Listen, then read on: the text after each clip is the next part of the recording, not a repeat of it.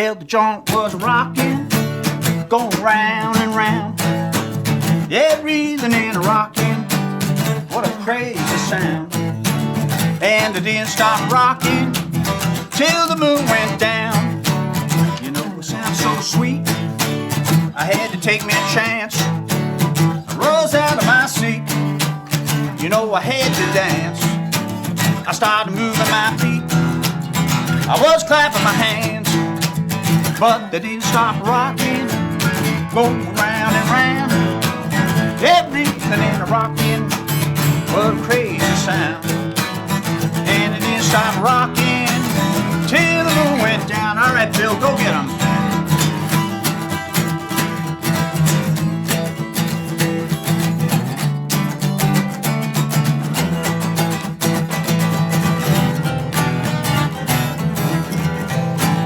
Look at this.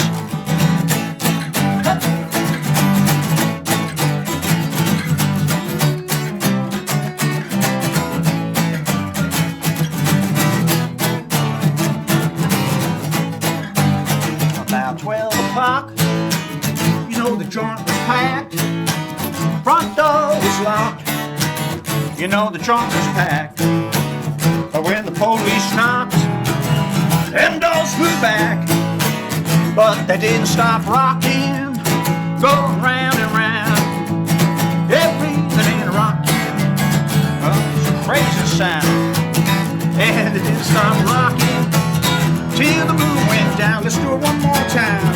Keep on rocking, round and round, till the moon went down. And they didn't stop rocking till the moon went down.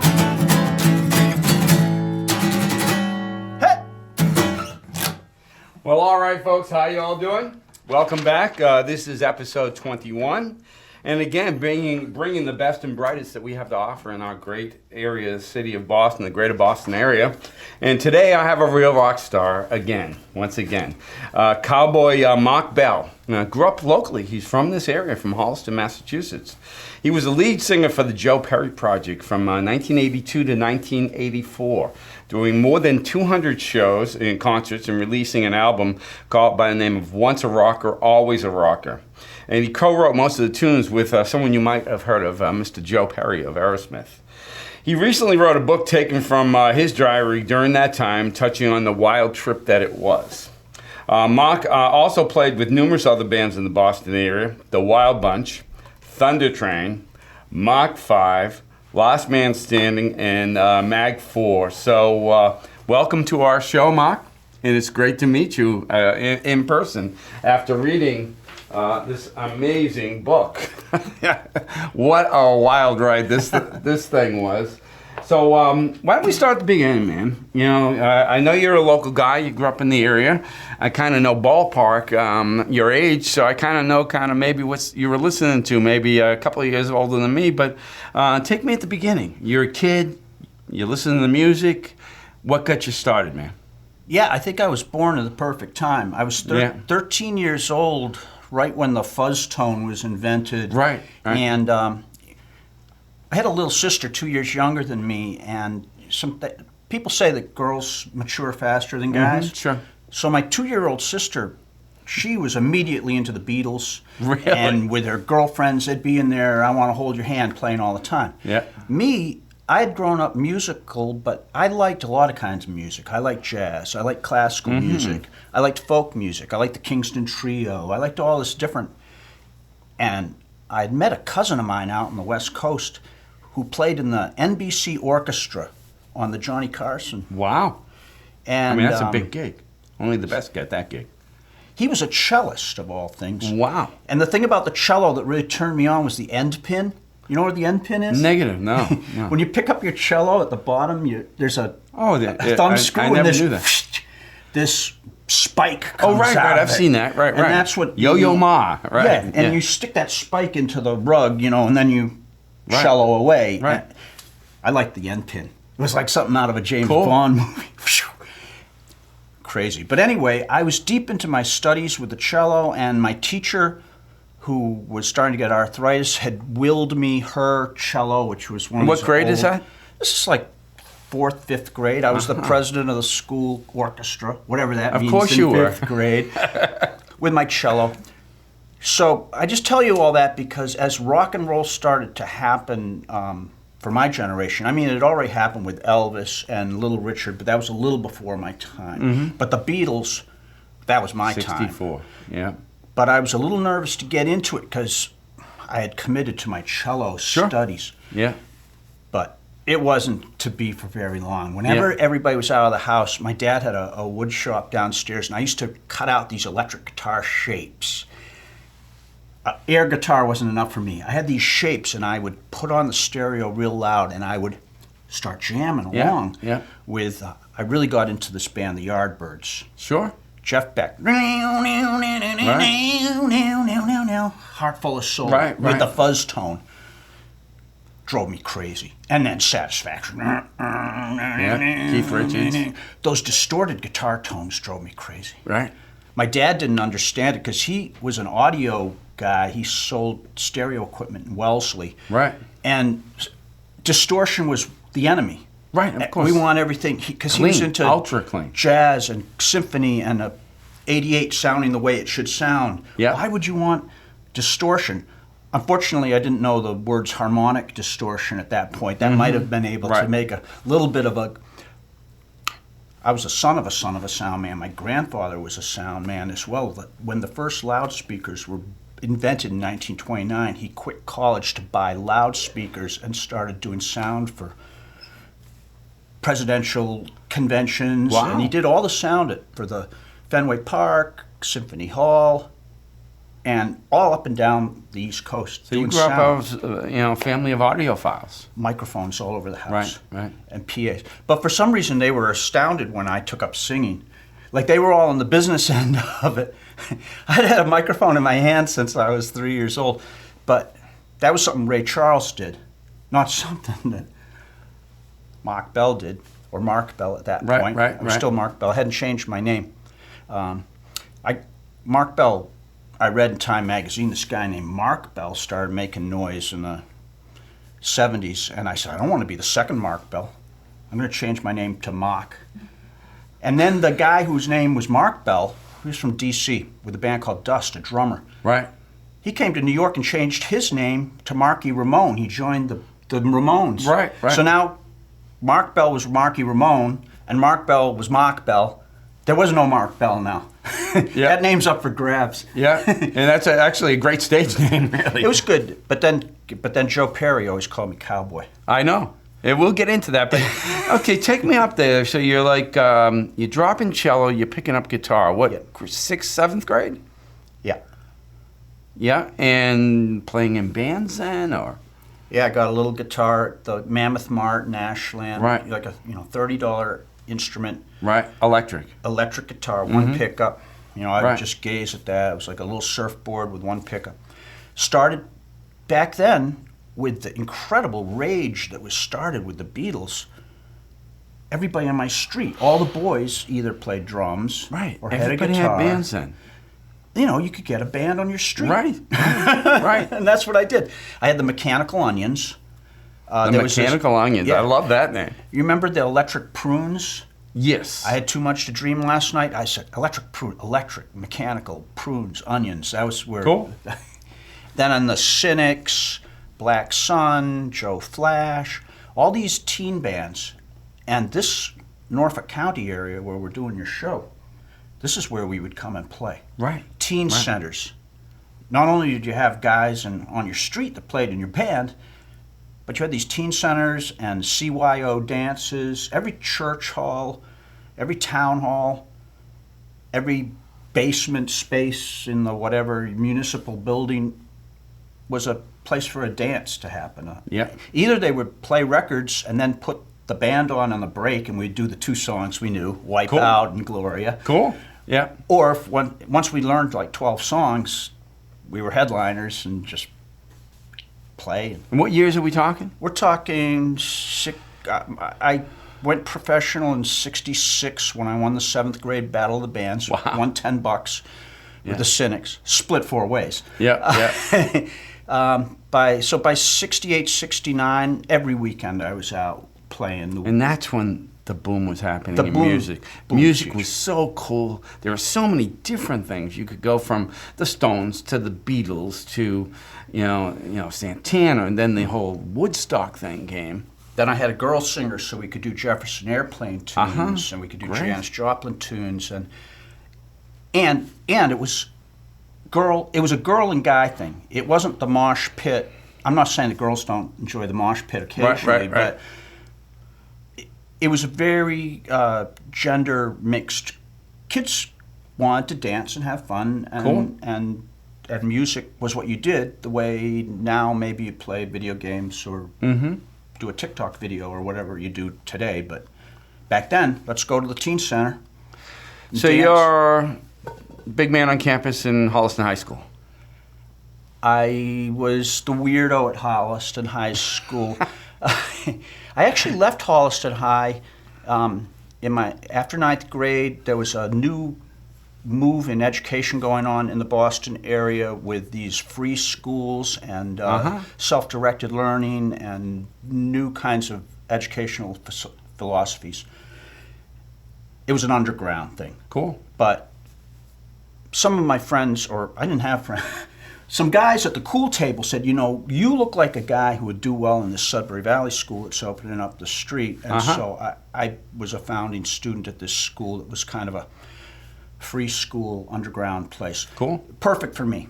Yeah. Because the thing was, in the late 60s, you forget it, but if you look back at a yearbook of 1969, Right. it doesn't look like Woodstock. No, looks it more was like- very straight. It looks like Wally I was Cleaver. at Boston Latin School at that time. It was suit coat and tie. Weirdly. And short hair. Yeah. And I ran into problems with Latin Yeah. in 71, 72-ish because it started growing the hair long, and then I did some protesting against the war, and they didn't like me.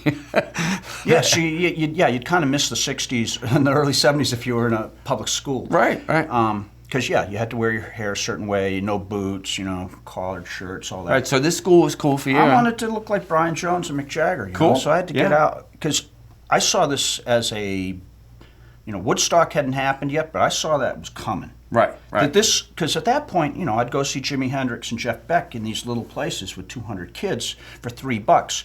And I was watching, I was saying, this is going to be big. Yeah, in your book you talk about seeing a lot of big. places that I didn't know about playing, like that big tent out in Framingham. I don't remember ever going there, but you saw Zeppelin. Yeah. I saw Zeppelin, a few years younger, so I saw him a few years later at the Garden. Right. With MC5 opening, and they cleared out a big fight, big bikers with MC5. I remember. But Hendrix Johnny also... Winter, Johnny Winter. on Johnny that Winter gig, too, yeah. So I went and the Stones were there and that sort of thing, but you saw them when they were really maturing. But believe me, I knew. It'd be like going to see Magic Johnson playing hoop down the street with a bunch of kids. Exactly. You're like, this guy is going places. Right. You knew it. Just like I knew when the first time I saw Aerosmith down the street in Mendon playing at a teen center. These guys are going someplace. Right. But I knew just the same way young guys 20 years ago saw the personal computer and said, this is going to catch on. This is going to catch on. Where other people said, there's no use for that thing. Right. That's how I was with the rock, and that's Right. why I had to get out of the public school and start to. So you get out of high work on my inner school, rock and you're a roll. guitar player. Yeah, I was a and guitar in your player book I'm reading, you're looking for Steven Tyler, but you Right. don't find him. Right. I needed a Mick Jagger. We all did. Yeah. That's the hardest thing to find. Yeah. The front guy. You either need somebody with incredible chops vocally, like a Freddie Mercury, or a guy that maybe doesn't sing that well, like a Bob Dylan, but has something cool about Mick Jagger, listen Mick to Jagger. him with solo vocal tracks. Yeah. With nothing. Right. It's not that pretty. Nothing Yeah. against you, Mick, if you're listening, because I love your voice. Yeah. You know? Or you get, a mix of it all, and you do get a Steven Tyler or a Freddie Mercury that can sing and can perform on stage. Anyway, I was looking for that guy so I could stand there and be cool and play my guitar lick and wait Right, for the right. next lead guitar Right. part. I was interested in the singing thing, but that's a pretty bold move to say I'm a singer. Right. And like, well, right. let's hear you sing. I'm like, well, the joint was rocking. You don't have much of a voice. It's all the attitude. It's all just it's putting yourself in a place and just doing it. And I explain it in the book where I was once again I was at a gig and my lead singer didn't show up. Because you'd either get a warbler who was great in the chorus at school, put him in front of a rock crowd and, he's singing this song, but come on, man, we need some more. You got to rock, and you got to deal with this audience. You've got to talk to them. You've got to befriend them, or challenge them, or be a rebel, or whatever your thing is. You got to. So I'd either get this guy that thought he could sing but couldn't relate, or I'd get a guy that was pretty good but he had the lead singer disease and he was just a flake and weird and he wouldn't show up. Yeah, right. Or he'd overindulge or whatever his problem was. So once again, here I am playing. Now I'm with this band called the Piggies, which was just kind of a jam. Okay. Wait, how old were you? Now I'm 19. Okay, so you're getting to I'm be moving along. A young man, right? Yeah. And I'm doing this gig and in Holliston, my own town. And my singer doesn't show up, so I get on the mic and I'm singing and playing. And we finish the show, and this kid from Medway, next town over, comes up. Hey man, I want you for my band. We're practicing down this. I got a great. Isn't that the way it goes, man? And I always tell young musicians, get out, play, because you never know. Yeah. That parlayed you into being a lead singer. Yeah, because it was kind of a throwaway gig, I thought. But this kid Bobby, who was a little younger than me, said, "Come on down." And I said, "Okay, I'll get my guitar." No, you don't need to bring the guitar. I like what you did out in front when you're singing. I said, "Me sing?" He said, "Well, you don't just sing. You guys had the whole place going crazy. Presence. You had." I said, "Okay." Just having that one guy with that faith in me. God bless Bobby. He's passed away now. I just visited him up in a cemetery up the street. Oh wow! Yeah. Okay. He's a couple of years younger than me, but he had this. He saw something in 19-year-old me. Mm-hmm. A belief in you that you didn't really have, from what I've read in the book. It's interesting, Mark. I've done 20. This is my 21st episode. I've done 12 interviews with guitar players. It's something I've found that, and you've said that you were a little shy, and most of these guys I found are introverted, quiet, kind of humble guys who want the solo and then want the Mach Bell to stand out. You're an extroverted person, but you didn't have a lot of, I don't know if the word's faith or confidence. Yeah. Right. I mean, not too many people have a whole lot of confidence in their voice, and if they do, I don't know if I want to know them. Right. The ego type. You hear yourself on the answering machine, and you're like, oh, I can't stand that. Listen, you know who one of the greatest rock singers to me is, and nobody ever talks about him as a singer because everybody thinks he's a good guitarist. Jimi Hendrix. Right. Jimmy, look at those songs. I'm talking the early Fire and Foxy Lady and Purple Haze. I don't care. Bring in Freddie Mercury to sing that. Mick Jagger, Robert Plant. Who could do it better than Jimmy? Right. Jimmy. But Jimmy, I don't like my voice, man. Mark Knopfler's voice. You can go on and on of these guys who don't have great voices, but it sounds great. I love Mark's voice. Yeah, it's perfect. And Jimi Hendrix, jeez. Yeah. I mean, for all they say about his guitar playing, for me, as a showman and a singer, he's just as high up on my list, if not even more. I love. But yeah, that's it. So that led. I didn't. What was the name of that band? So that was Biggie Rat. Okay, and that was local yokels. That was local Medway playing. We played down here at Dean College, Franklin Fieldhouse, and then there was another band called Doc Savage that was doing a little better than us, touring up and down the coast, and they broke up, and their bass player Rick Provo started putting together a super group, local super group, and he saw Bobby and I in Biggie Rat and said, "I want these two guys." And Rick and his brother were a bass and a rhythm guitarist, and then we advertised and found our lead guitarist Steven Silva down in New Bedford, and that was Thunder Train. Right. And that was our 70s band that we really... What year? How old were you? That was 74. 74. I was just getting out of high school. So now I'm out of high school. So Thunder Train was all that 70s period, right? That was the whole, from 74 to the 80. 6 years, and so we were smack in the middle of Max's Kansas City, CBGB's, the clubs, the major clubs. and we also could cross over to doing regular suburban ballrooms because you know, we were modeled on bands like Alice Cooper, the Spiders from Mars, the Rolling Stones. We started as a kind of a glitter band. 4-piece? 5-piece. 5-piece. We had a rhythm guitar, same as the Stones. Yep. Front man with 4 in the back, and we said we were from New York City. Right, of course. It was ridiculous. People are, didn't we just see those guys at the youth center when we were growing up? Well, now they're from New York City. All right, well, whatever. But we were Thunder Train from New York City, and we could play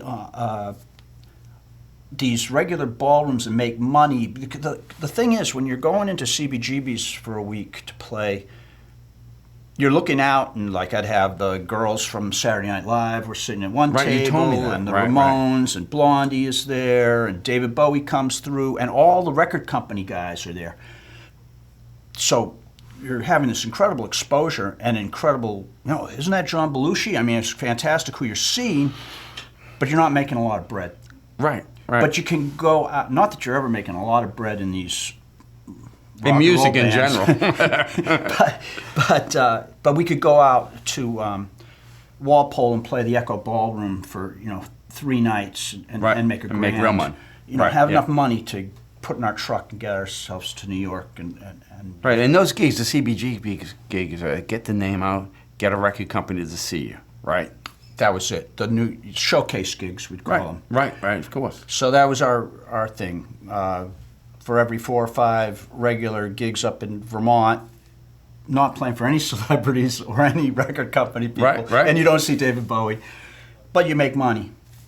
And then you do that for 4 weekends, and then the 5th weekend you go to Max's Kansas City and play for the celebrities and hopefully get a big record deal.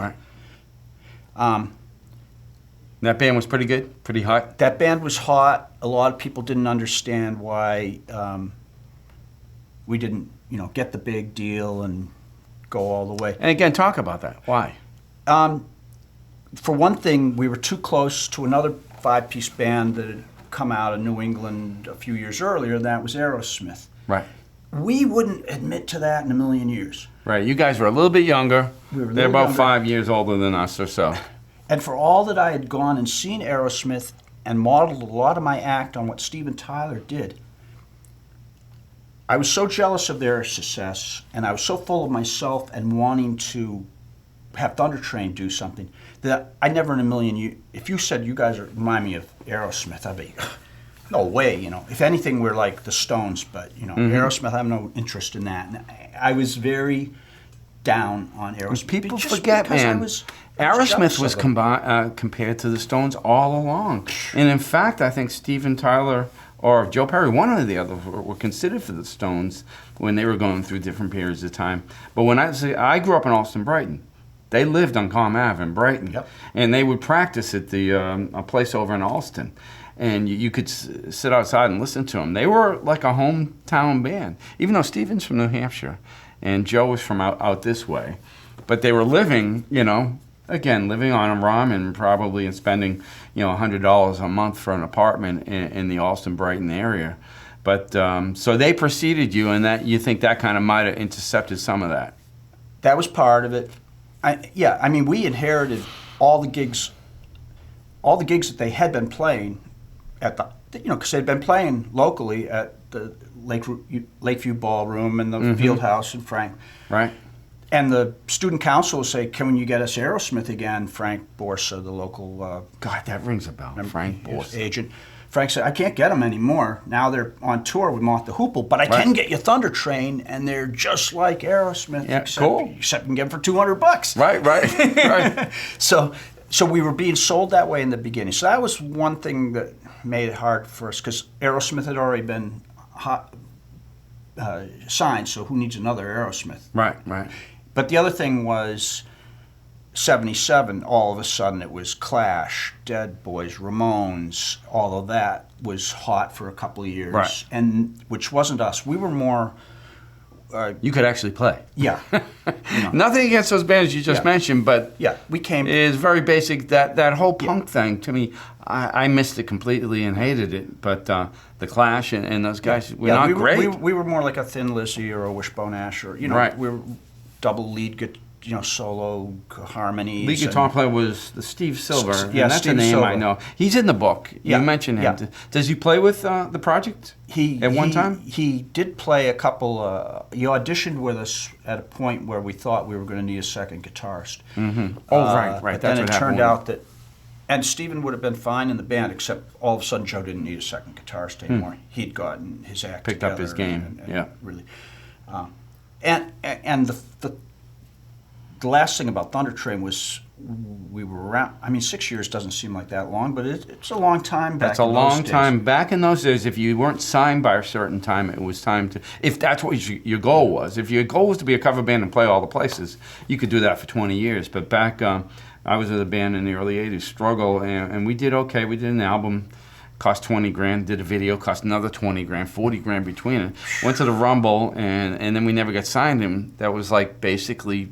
That was it. You needed to find something else because you just couldn't keep on going like that. So you're 6 years, and you're banging your head against the wall. And then the end of those years was when the synth rock and the whole new wave came in. The Cars thing came. And kind of British, Psychedelic Furs and Don't You Want Me Baby, that whole, it was a great sound. Boy George thing, yeah. Boy George, yeah. That wave came in, and suddenly our type of music, that's like from back in the Led Zeppelin and Jimi Hendrix days with Thunder Train. What I consider real honest rock and roll.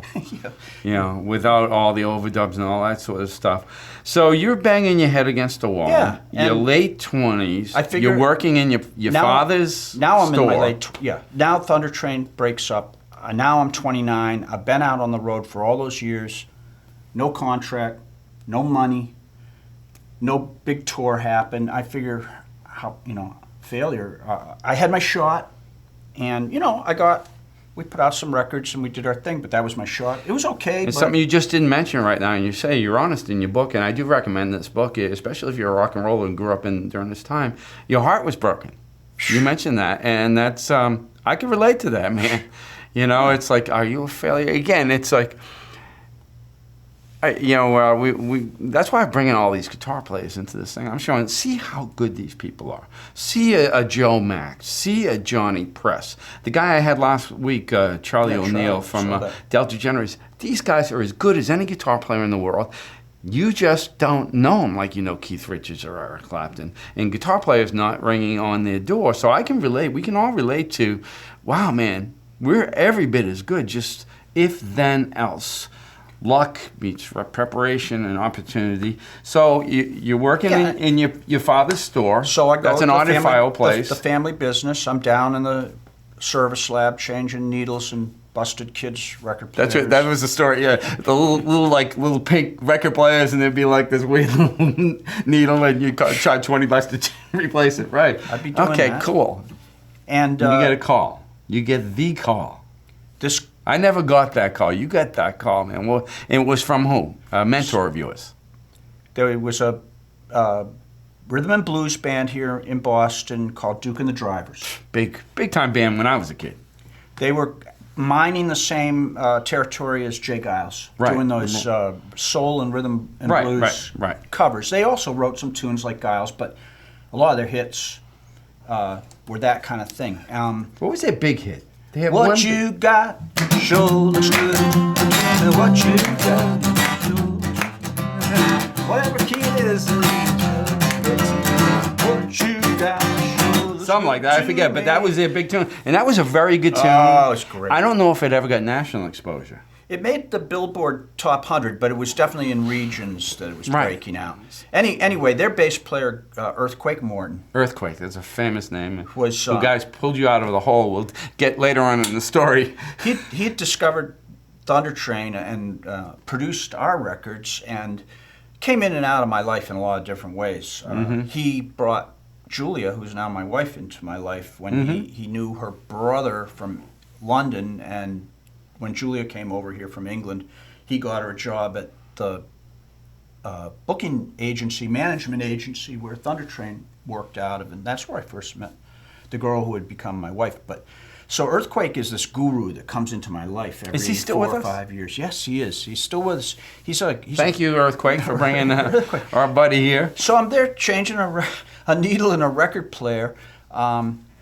Really have forgotten about the big rock dreams. And even though it's not nearly as exciting changing needles in record players, but I'm making steady money. Right. You're getting that check every week that a lot of musicians aren't used to. And I'm starting to understand being a normal person a little bit for the first time. And, it's not all bad to be a regular earthling. Paying taxes, getting tax returns. That pulled you out of the hole a few times. Yeah, all that stuff was new to me. I'm almost 30 years old now, and I haven't done it. And I'm seeing my friends, have their second, third kid. And and they bought a house and whatever. And they're climbing the corporate ladder, and I've got ugats, Which is not unusual for musicians. Exactly. I don't know how many buddies of mine in their 50s who are broke right now today, and because they kept the dream going, but they don't, they live gig to gig and they traveled and et cetera. Yeah, and it's like you're giving in if you get a straight job. Right, as we used, that was the term we called. See, we're from the same generation. That's what we called being the corporate a straight job. Where you cut your hair and and that's when the dream definitely was dead. Then if you did that, it was like giving up on yourself. And right, you were set up to really probably run your father's store eventually and do that whole thing. Something like that could have happened. Anyway, Earthquake calls. Mach, how you doing? I said, Earthquake, I haven't heard from you in a while. He says, well, listen, I'm in Tim Collins' office right now. Tim just just signed Joe Perry to his management company. I said, oh, yeah, Joe Perry, that's pretty incredible. Mm-hmm. And he says, yeah, and Joe needs a singer. And I think you'd be the perfect person. And I told Tim, and we want to get you over day after tomorrow. Come out to Cambridge and sing with Joe Perry. I put down the broken needle and I'm thinking, geez, Earthy, thanks for thinking of me, but, I've never really done an audition, and I don't know if I want to do that. What are you talking about, man? You were out with 6 years with Thunder Train, banging your head against the wall. This is what you've been wanting. Right, the break. National tour. There's going to be models and open bars and jets and rock and roll. This is going to be great. I said, Earthy, thanks for thinking of me, but I don't want to do it. And you hung up on? I hung up the phone, and I'm thinking, why would I want to audition for Joe Perry? Joe Perry, Corvettes, Mr. Cool. I could just see it. I'm going to go into some cold audition hall because I'd never really. And I know that complex over there in Cambridge. I'd never auditioned for a band. I'd always people would say, "We want you," and come over. But an audition, I'm thinking I'm going to walk in. There's going to be these guys with cigars. Let me interrupt you there. I auditioned theoretically. I went to an audition in that same place for the Fools. Oh yeah. And at that time, I had broken down. I was in the computer business. I had cut my hair. I'm rolling in my equipment. They took one look at me and said, "Forget it," because I had short hair. Yeah. So go on. So he calls back. Yeah. Before he called back, I am back by the racks of broken equipment, and I suddenly start kicking myself. Said, "What did you just do? Why did you say no to Earthquake? You are going to regret this day for the rest of your life. Are you nuts?" And to interrupt you there, I don't know if people realize how big Joe Perry was. Aerosmith was one of the biggest bands in the world, and he was the 50% of the reason. Steven Tyler was the other 50%. That's right. I am always assuming people have heard. They don't, man. A lot of the young people don't know. I was a girl where I work, I teach kids, and a girl comes up to me, she says, "You wrote a book?" And I go, "Yeah." She said, "What's it about?" I said, "It's about my life in music." And she says, "Music?" And I go, "Yeah, did you ever hear Aerosmith?" She goes, "No." I said, forget it.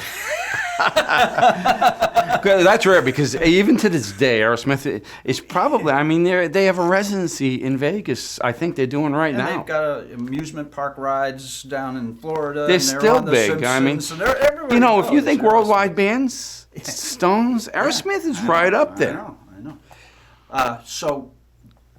But Earthquake called back. Right. Earthquake called back. Good guy. Mark, we're not going to let you get away with this. You're the man for this job, and here's the 6 songs you got to learn. And he rolled off a bunch of Joe Perry project songs, because the project Joe had been, as you said, Right. he'd been with Aerosmith. They were Columbia's biggest selling artists in the 70s.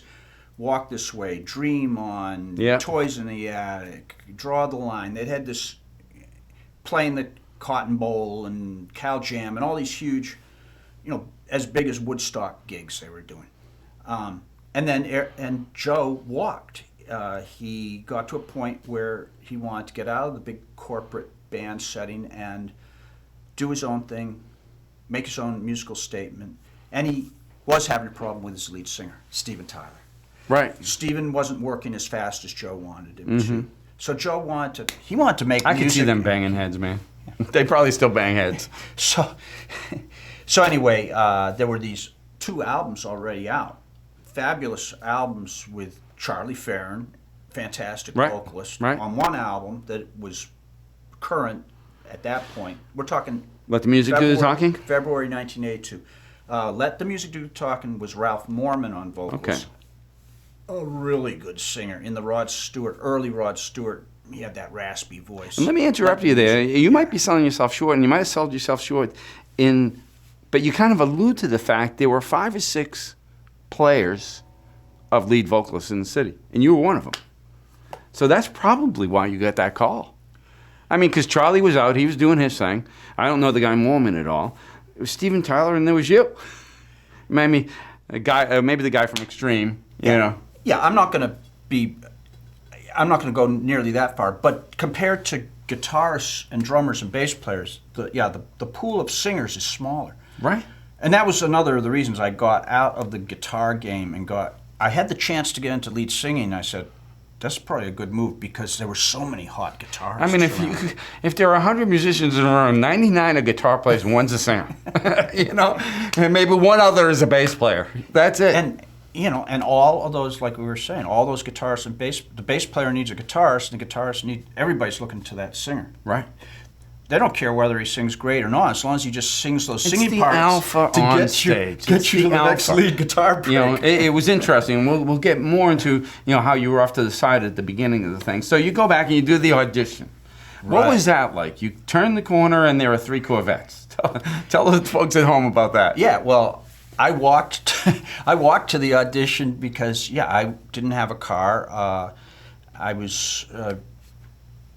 I had a Walkman on, which was the new technology then, this little tape player that you could put in your pocket with headphones, and I'm playing those 6 Joe Perry projects and one Aerosmith song over and over again. And I get to the place where we did the audition in Cambridge, and sports cars all parked out front, and I hear this very loud, a roar, like Boeing, testing jet engines, guitar, and that's Joe Perry. You could tell to the style, and he was he's a riff machine. I just hear these riffs coming out. Right. They weren't like Walk This Way or Mama Kin, but they were those kind of riffs. Right. You knew immediately. He's just a creative guy.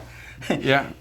I got a little nervous though because I heard a second guitarist play, and I was like, ooh, I thought I was the only guy who was going to be auditioning, and they had said, come in and audition as the lead singer, but bring along your guitar too, because Charlie Farron, the last singer, Charlie was a good guitar player too. Yeah, he was played the guitar as well. So I brought the guitar. But between you and me, my whole lead singing thing was built on being Jagger out front. Steve Tyler, right? That was my thing. I didn't want to be singing and playing. Yeah. Turns out that second guitar playing I heard was Brad Whitford, who was the second guitarist. Pretty big name. Aerosmith. Pretty big name. So I'm like, whoa. Walking into that room, it was mind-blowing because I'd kind of run into Brad in the clubs once or twice, and I'd even seen Steven out in the clubs, like at the Rat in Boston. Joe Perry I'd never seen out in the wild. He's not that kind of guy. He's an introverted, kind of quiet guy. He's a complicated, quiet guy. And I'd seen him on the pages or on the front cover of Cream magazine and Circus magazine. That was right. You walk in and there he is, full blown, just like you imagine him to be. He didn't just dress up for the right covers of the magazines. That was the way he dressed. Rock stars dress like that all the time. Yeah, he's just a rock star, and he's from another planet. That guy, And I was in awe of him. And I always You must was have in been awe unbelievably of him. nervous. I was nervous until we began to rock, because you know how it is when you start to play. I used to play football. I used to love to be on the kickoff team and get my head wrong. Boom! I'm ready to play now. You know? Yeah. So that's the type of thing. So he hit you hard, and he didn't say a word, right? Was it a few months before he said anything to you? Yeah. He's a man of few words, to me anyway. He had nothing to say. But, you know, I knew from the first time I saw him play at the teen centers that he was mining the same Having a Rave Up with the Yardbirds album that I'd mined as a kid, and Bo Diddley and those, and the Jeff Even though he's probably 3 or 4 years older than you, right? Yeah, he's 2.5 years older than me. Right. But I knew that beneath the surface of Back in the Saddle and all his Joe Perry riffs and stuff, that right underneath that was Rock My Plimsoll by Jeff Beck and Train Kept a Rollin' by the Yardbirds. We had this commonality in our musical beginnings, bedrock, and he grew up 2 towns away from me. Hopedale, right? Yeah. His band was called Flash, and my band in Halston was called Joe Flash. We didn't know each other back then, but you know, we were tuned into the same thing in many ways. Right. Although he's from Planet X and I'm from Earth.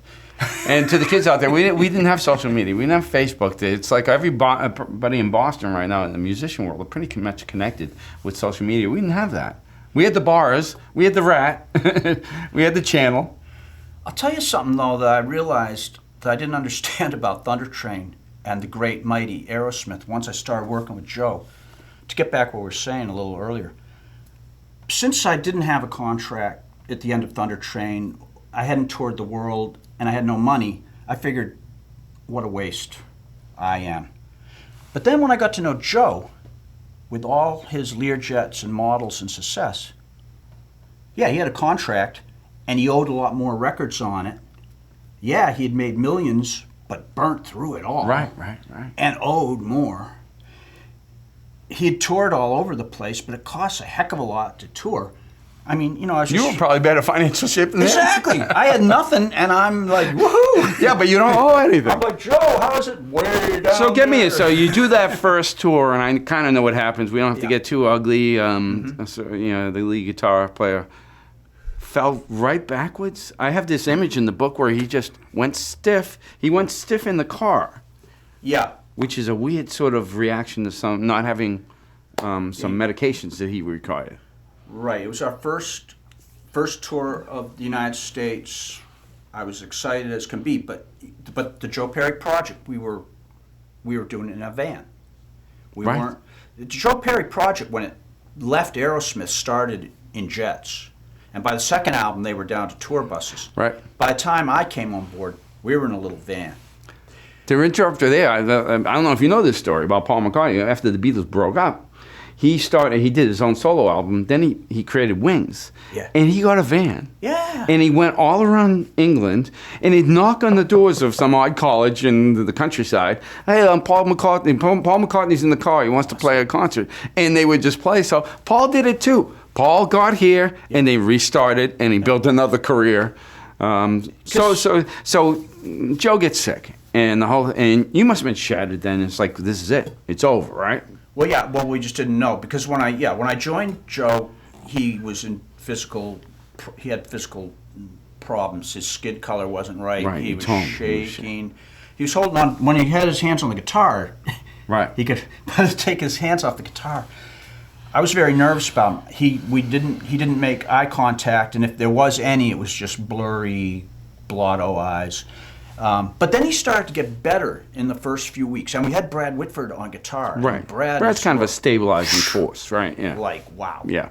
So he's totally a tugboat just pulling the whole thing along. But then Brad had to leave. He had a gig out in L.A., so he left. Suddenly we're with Joe, who's wobbling, and then 6 dates into our first big American tour, yeah, Joe goes stiff in the van, like blood veins bulging, eyes rolling back and shaking, and our drummer, Ronnie Stewart, came rocketing from saved the the day back with his of the wallet, van, right, yeah. Jammed a wallet into Joe's mouth so he wouldn't choke on his tongue. Yeah. And Danny Hargrove, our bass player, and I are just sitting there Danny and I were the newbies together, Right. joining this.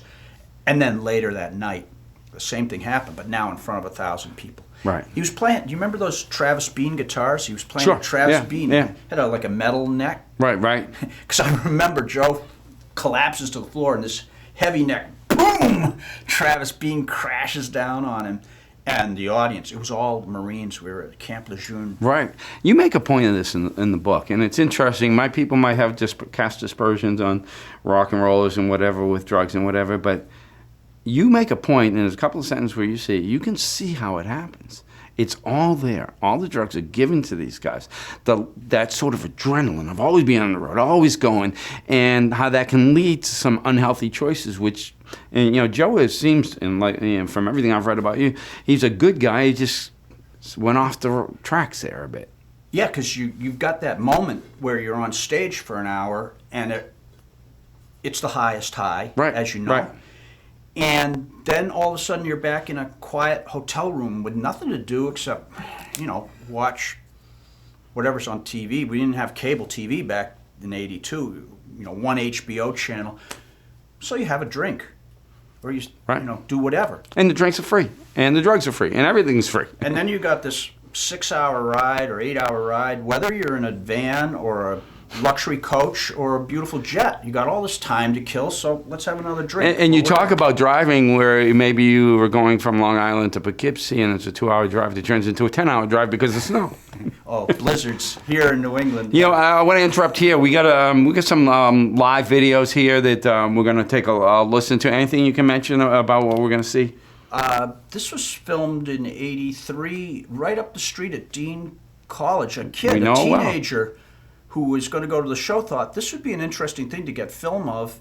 Nobody had ever made a video of. I never saw any cameras in the audience back then. We didn't always have them in our phone in our pocket like we do today. And so this kid went. He was 19, new kid at the school. He went into the AV and got this big camera, and he videotaped the band. And it's like, you would think out of 250 gigs that there would be a videotape. When you see nowadays, everybody's got a video of everything. Everything in your life. All those gigs with Joe Perry, Brad Whitford, nothing. But so here's this video.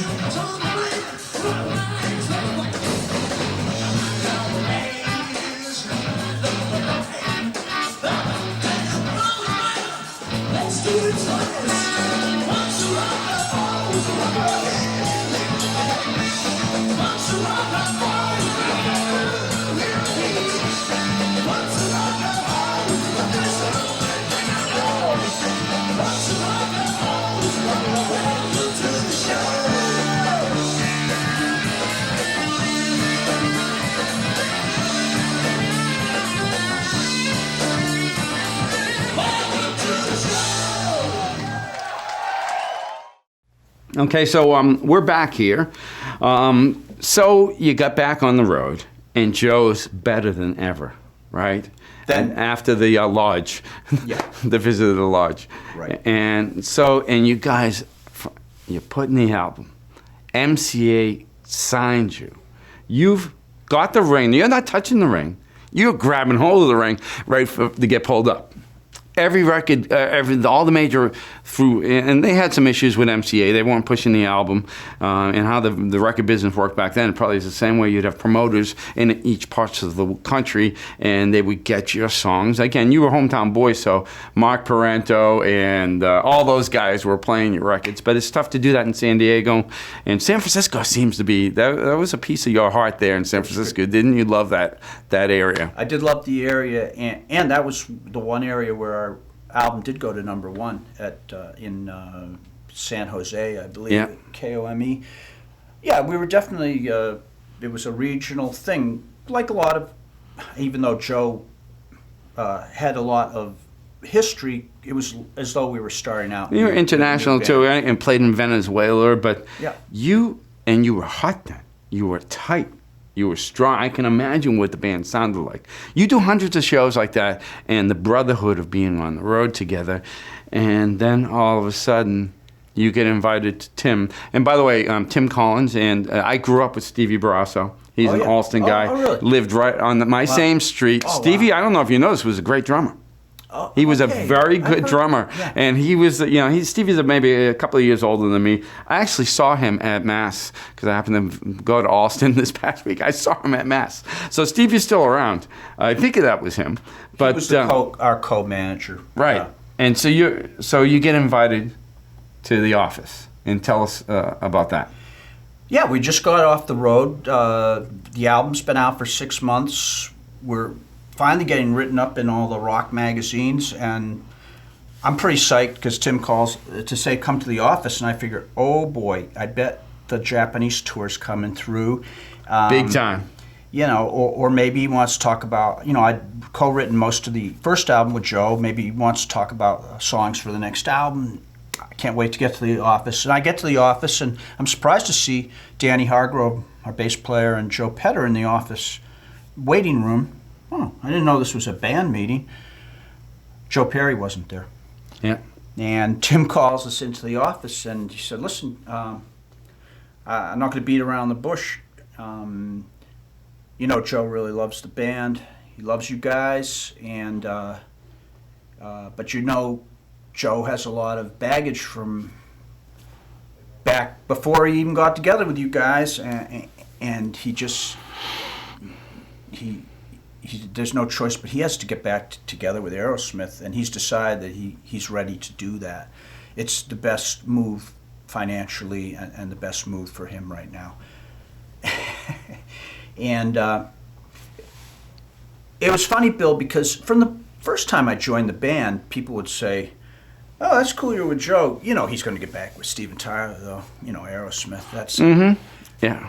And I'd kind of put on the blinders and the earplugs because, okay, intellectually I get that, but I'm the lead singer and I'm writing songs. I'm getting ready for the next tour, and I don't need to hear that there's problems with that kind of. I just put it out of my head. Right. I just put it out of my head. What else are you going to do? It'd be like telling Tom Brady that there's nobody to catch the ball before the game. Right. No, it's going to be great. Keep on Tom. going forward. It's going to be great. And so I was hyping myself for the next great, and now boom. How'd you handle it? I was stunned. It was like the breath came out of me. It was horrible. Because all your buddies say, hey, he's on his way. He's not on his way. He's there. And, Tim said, the good news is that we still have like 25 dates. Right, you had a bunch of dates contracted, to so we're still going to rock for a few more weeks. The other thing that was really strange was not only was Aerosmith going to get back together, but Tim, our manager, was going to become Aerosmith's manager. Our sound man was going to become Aerosmith. You felt... Our road man, everybody, the whole Joe Perry project was going to basically morph into Aerosmith, except for Danny Hargrove and I. We were going to be out of it, and everybody, the whole rest of the operation and a lot of the connections, a lot of the places the project had been playing were going to be the places that Aerosmith was going to be playing now. Because Tim, and as Joe got stronger and stronger and came back, you know, Steven Tyler was looking and going, wow, Joe's... Yeah, and he saw you in New York. He came out and saw us in New York. He said, you know, because we built it up from nothing. Whereas when Joe came out of Aerosmith, he was still on Columbia. He was still with his managers. He was still with Jack Douglas, the producer. It was kind of like Aerosmith came into the Joe Perry project. Now it was the opposite. No, it was now we've built up a whole new, different thing. New label, new management, new band. And now Aerosmith is going to get incorporated into that. And I could see that you could see, look at Eric Clapton. He was with Kraemer and a bunch of other bands. Then he became his own project. And you could see that this could have easily have done that sort of thing and kept going. So we only have a few minutes left. I want to hit on two things. Just that last paragraph, you're getting dropped off. Can you talk about that, how that was? Because Joe was very heartfelt. Yeah, well, I say it better in the book. And this is the book. The book, yeah, it's a memoir of... there it is, the last page, right at the bottom there. It's a memoir of the years I was with Joe Perry, but I also talk about everything that led up to that. A lot of what you and I have just been talking about. I won't read it right from the book, but... So our last gig was in New Haven, Connecticut. Mm-hmm. And we played, and we had Joey Kraemer of Aerosmith on drums. Right. So I got Joey Kraemer behind me, I got Joe Perry next to me. So and you talk about the groove being always different with all three drummers, but that was just something electric that Joey brought. Yeah, you bet. And so it was just very strange because after finishing your last gig, you want to have like an old home time, you know, our last time together. Because it wasn't like we were breaking up because we didn't like each other. Right. We loved each other. It was just the leader of the band was quitting his band. But it was sad, man. He hugged you there at the end. And so in the end, it was a really tough ride home because Hargrove and I were in the back of the van. Right. And everybody in the front of the van was talking about tomorrow Aerosmith gets back together and this is what we're going to do. And they're looking forward to it. And they're all getting dropped off at the hotel. And it's like the interviewer the other day. You're lucky they gave you a ride home. Some musicians don't get that ride home. But Joe finally realized the pain I was in when I said goodbye to our road manager and said, Joe, it's nice knowing you. Because I knew I wasn't going to see him. Because he wasn't a guy I really saw. He's not that kind of guy. We weren't on stage and rooming together in some motel someplace. It was otherwise, I never see him around. So, hey, it was nice knowing you. And got out of the van for the last time. And Joe got out of the van and followed me onto the sidewalk. And he grabbed me and said, listen, Cowboy, it's not over. I got a lot of stuff I have to do right now, but one day, somehow, we're going to get back together again. We'll play again. And that was 35 years ago. And I'm still young. And Joe's still playing. You never know, man. Joe's playing You're sounding good. Joe's playing tonight in Vegas, so he'll be back. So thanks a lot for coming, Mark. We don't have any more time for our normal jam out, but I appreciate it. I recommend this book highly. And thanks for coming and visiting us. And I'll look for you out in the circuit, brother. Thanks so much. Thank you. It was great. Thank you.